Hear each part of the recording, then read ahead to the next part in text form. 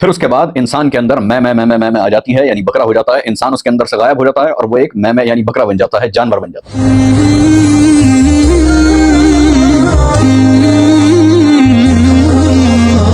السلام علیکم ورحمۃ اللہ۔ آج کی ویڈیو بڑی انٹرسٹنگ ہونے والی ہے،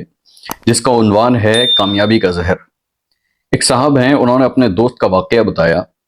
کہ وہ اس کے ساتھ کہیں سفر پر تھے، تو انہوں نے نماز کا وقت ہوا، نماز پڑھی اور پھر نماز کے بعد اس دوست کی دعا سنی۔ دعا میں وہ یہ کہہ رہا تھا اللہ سبحانہ و تعالیٰ سے کہ اللہ، جو میری صفات کا حصہ ہیں،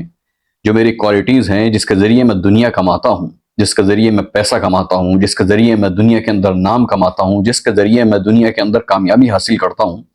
اس کے شر سے مجھے محفوظ فرما۔ یہ ساری خصوصیات مجھے جہنم میں نہ لے جائیں، اس لیے ان کے شر سے اور ان کے فتن سے میری آخرت کو محفوظ فرما دے۔ تو ان صاحب نے اپنے دوست سے کہا کہ میں نے تمہاری دعا سنی، مگر یہ دعا میری سمجھ سے کچھ باہر ہے،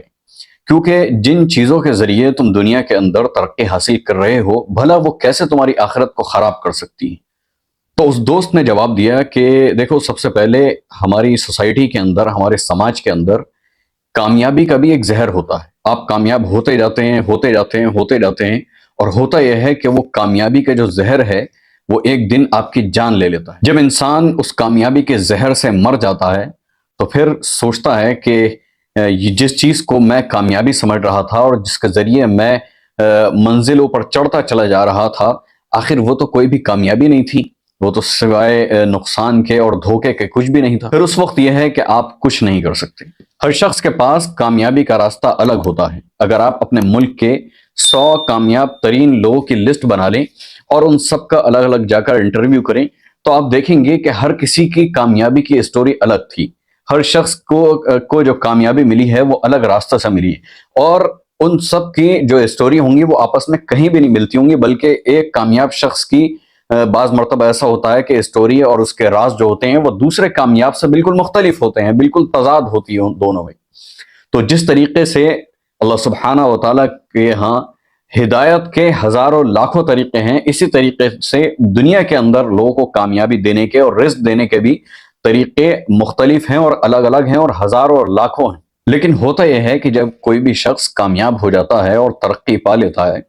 تو سوچتا ہے کہ بس میں ہی عقل مند ہوں، اور دنیا کے اندر جتنے بھی یہ ناکام لوگ ہیں یہ سب بیوقوف ہیں اور جاہل ہیں، انہیں کچھ معلوم نہیں، بس میں ہی عقل مند۔ پھر لوگ بیان کرتے ہیں کہ میں تو زیرو تھا، میں نے محنت کری اور میں یہاں تک پہنچ گیا، میں تو کچھ بھی نہیں تھا، مجھے یہ چیز ہاتھ لگی اور میں اتنا بڑا کامیابی حاصل کرنے والا بن گیا۔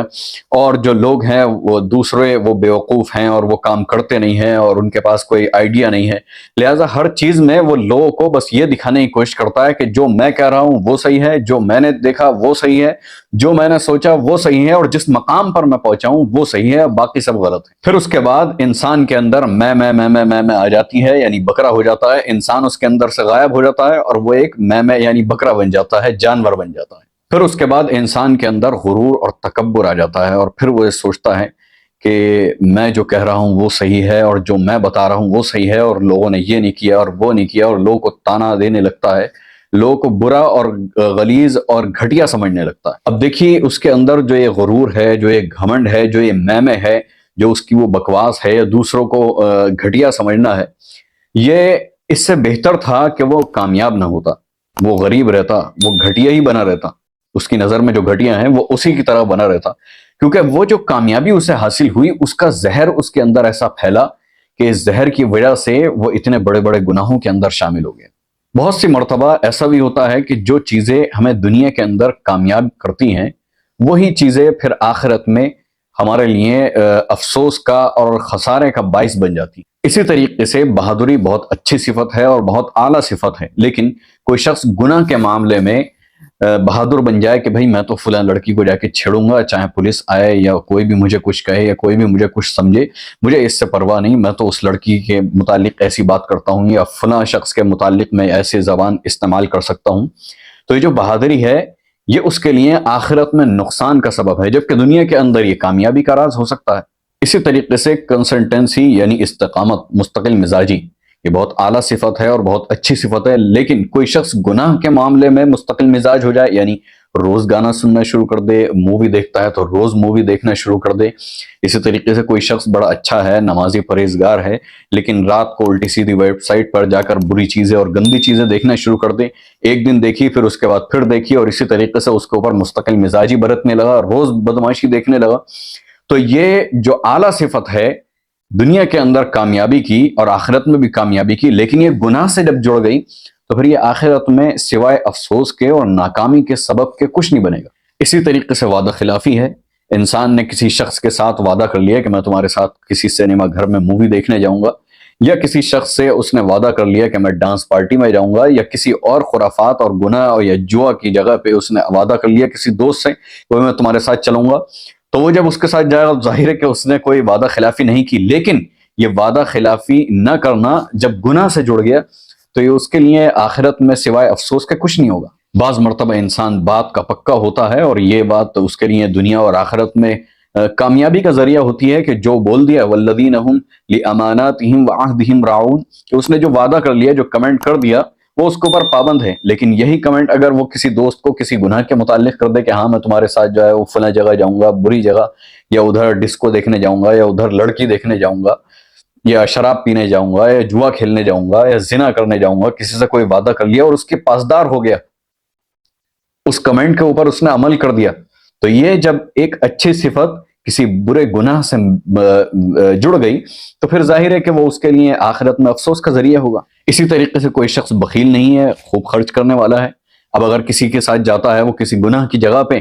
تو وہ خوب پیسہ اڑا رہا ہے، تو یہ بخیل نہ ہونا، پیسے کو خرچ کرنا بہت اچھی صفت ہے، بڑی اعلیٰ صفت ہے، اور اس کام کے اوپر بڑے وعدے ہیں۔ لیکن جب یہ اچھی چیز گناہ سے مل گئی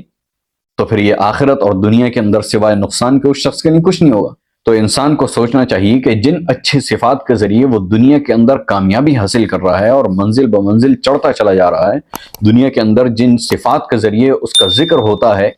کہیں ایسا تو نہیں ہے کہ یہ صفات جو ہے وہ میرے لیے زہر بن گئی ہوں، یہ میرے لیے نقصان کا ذریعہ بن گئی ہوں۔ تو ان چیزوں پر ہمیں غور کرنا چاہیے۔ ظاہر ہے کہ اس کا سب سے بہترین طریقہ یہی ہے کہ پورے دن جو اعمال انسان کرتا ہے اس کو رات کو سوتے وقت جب لیٹ جائے، سونے سے پہلے پورے دن کے اعمال کا محاسبہ کرے کہ میں نے کیا کیا کام کیے، کون کون سا عمل میں نے اچھائی کے لیے کیا، کون سی اچھائی برائی کے لیے کی، کون سی عمل میں میری کیا نیت تھی۔ ظاہر ہے کہ جو شخص بھی رات کو اپنا محاسبہ کرتا ہے پورے دن کے اعمال کا، تو اس کا اگلا دن جو ہوتا ہے وہ پچھلے دن سے زیادہ بہتر ہوتا ہے، زیادہ کامیاب ہوتا ہے۔ تو اگر کوئی بھی شخص ان چیزوں کے اوپر غور و فکر کرتا ہے اور اپنے اعمال کو درست کر لیتا، ظاہر ہے کہ اس کے لیے دنیا کے اندر بھی اس کے لیے کامیابی ہے اور آخرت میں تو کامیابی ہوگی ہی۔ اللہ سبحانہ و تعالی ہم سب کو کہنے کے ساتھ ساتھ عمل کی بھی توفیق عطا فرمائے۔ اگر آپ نے ہمارے چینل کو ابھی تک سبسکرائب نہیں کیا تو سبسکرائب کر لیں، ہماری ویڈیو کو لائک کریں اور شیئر کریں، اور کمنٹ میں بتائیں کہ یہ جو چیزیں ہم نے بتائی ہیں کیا یہ معاشرے کے اندر حقیقی طور پر ہو رہی ہیں یا نہیں، اور اس متعلق آپ کی کیا رائے ہے وہ بھی آپ کمنٹ باکس میں ہمیں بتا سکتے ہیں۔ وآخر دعوانا الحمد للہ رب العالمین، والسلام علیکم ورحمۃ اللہ وبرکاتہ۔